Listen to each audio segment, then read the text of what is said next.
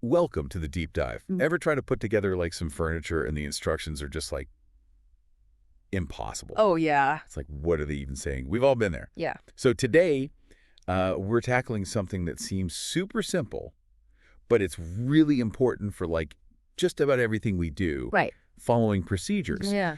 So you sent in this document called 92 Following Procedure, us.pdf, and it's like a masterclass in giving and receiving instructions Yeah. clearly. Oh, Like wow. it's our guidebook for clear communication. Nice. So what I thought was interesting is this document jumps right into the language, Okay. and it highlights something called imperative verbs. And I know that sounds kind of technical, Yeah. but you use them all the time, and you probably don't even realize it. Interesting. Like what? So think about like cooking shows, Right. like, Yeah.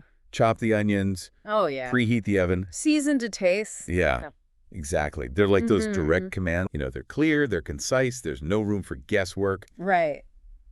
And this document's full of examples like that. Oh, cool. It even uses like a coffee machine Okay. to show how these imperative verbs make the instructions like flow. Yeah. That makes sense. And I love that because everyone can relate to a coffee machine. Oh, yeah. Especially first thing in the morning. Totally. Yeah. Yeah. So it's not about sounding bossy. It's about like being efficient and minimizing misunderstandings. Yeah. I get that. It's like, instead of saying, maybe you could like try adding some salt, Right. you could say, add a pinch of salt. Yes. The first one is kind of like, well, how much is that? Exactly. Yeah. But the second one's like very specific and actionable. It's like, do this. Yes. Yeah. So think about how that applies beyond just like the kitchen. Like what if you're giving someone directions? Okay. So instead of saying, you kind of go down this road for a while. Oh, I hate that. Yeah. Right. You'd say, drive south on Main Street for 2 miles. Oh, that's so much clearer. So subtle, but like it makes such a difference For sure. in whether someone gets lost or arrives like smoothly. Definitely. Yeah, so it's like this imperative verb thing is like a secret weapon for communicating clearly. I like it. It's like a universal language for getting things done, Yeah. but imperative verbs are just one part of it. Okay. This document goes on to explain how important sequencing is. Sequencing. Yeah, so like the order you present your instructions. Oh, like steps. Yes. It's like building a house. Right. You wouldn't start with the roof, would you? No. No. You need a solid foundation Yeah. before you move to the next step. Makes sense. And the document gives us all these words and phrases Oh, cool. to help us create that sequence. Like what? I'm talking about firstly, next, after that, and finally. Oh, yeah, those are good. Those little signposts. Yeah. So imagine you're trying to explain how to change a tire. Oh, I actually need that. Right. Without those words, it would just be like a jumble of instructions. Yeah, totally. But if you say, firstly, loosen the lug nuts. Next, jack up the car. Oh, that's much better. After that, remove the flat tire. Makes sense. Each step just flows. Totally. So it's like those choose your own adventure books Oh, I remember those. where you get to decide like the path of the story. Yeah. But with instructions, there's only one right path. Right. Yeah. And you need those signposts to keep everyone on track. Yes. So think about a time when you got like instructions that were just like a mess. Oh, yeah. Maybe it was for furniture, or setting up some new gadget, Totally. or even a recipe. Yeah, for sure. It was probably missing those signposting words. Ugh, so frustrating. Yeah. Yeah. So it's not just about the individual steps. It's about connecting them Right. in a way that makes sense to whoever is like listening. Yeah. It's like weaving a tapestry. Okay. And each thread is a step in the process. Yeah. But if one thread is out of place, the whole thing gets messed up. The whole picture's messed up. Exactly. Yeah. So this is where giving clear and concise instructions Yeah, is really an art. for sure. So we've got the commands down with our imperative verbs. Okay. We've mapped out the steps with our signposts. Cool. But what happens when someone hits a snag? Oh, yeah. This document also gets into giving feedback when things go wrong. Oh. So think about it. How often have you gotten frustrated Oh, all the time. trying to follow instructions and you're like, there's no help here? Yes. Like with online tutorials. Ugh, those are the worst. Yeah. They make it look so easy. It's like magic. I know. Yeah. So this document says it's super important to be empathetic and give constructive criticism. Yeah, okay. So instead of saying, you're doing it wrong, Right. you could say, let's try it this way. Oh, that's much nicer. Or, don't worry, it takes a few tries to get the hang of it. Yeah. Way more encouraging. And you know what? Sometimes a little humor can help too. Oh, for sure. Like the document suggests things like, oops, that didn't work quite as planned. Yeah, I like that. Or, well, that's one way to do it, Right. just to lighten the mood. Make people feel better. Yes. Yeah. And encourage them to keep trying. For sure. So it's about creating a safe space where people feel comfortable asking questions. Absolutely. And even making mistakes. Yeah, because everyone makes mistakes. Totally, especially when you're learning something new. Oh, yeah. I remember this one time I was trying to... Oh, hold that thought. Okay. Time for a quick break, but when we come back, we'll dive into even more strategies for following procedure, including the world of modal verbs. I love those. They're cool. Don't go anywhere. We'll be right back. So before we were talking about, giving encouraging feedback. Right. But this document goes even deeper. Oh. It talks about those little words like should, must, need to. Okay. It turns out those aren't just like adding flavor. Yeah. They can change the whole meaning of an instruction. Really? Yeah. Wow. They're called modal verbs. Modal verbs. And they're all about like obligation or necessity. Okay. It's like choosing the right tool. Oh, yeah. So you wouldn't use a hammer to tighten a screw, right? No. So using the wrong modal verb. Yeah. It could be like trying to build a house with a screwdriver. That would not work. No. No. And the document points this out. Okay. Saying you should wear gloves Yeah. is very different from you must wear gloves. Oh, yeah. One's a suggestion. Okay. The other one's like a rule.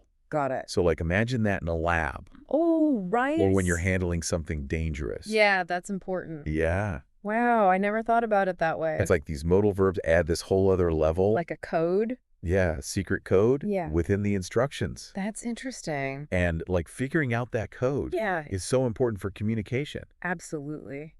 So think about like explaining a safety procedure. If you use should instead of must, it could be confusing. Yeah. Someone could get hurt. That's a good point. It's like the difference between you should probably call a doctor Right. and you need to call an ambulance like right now. Oh, yeah, that's completely different. Huge difference. Yeah.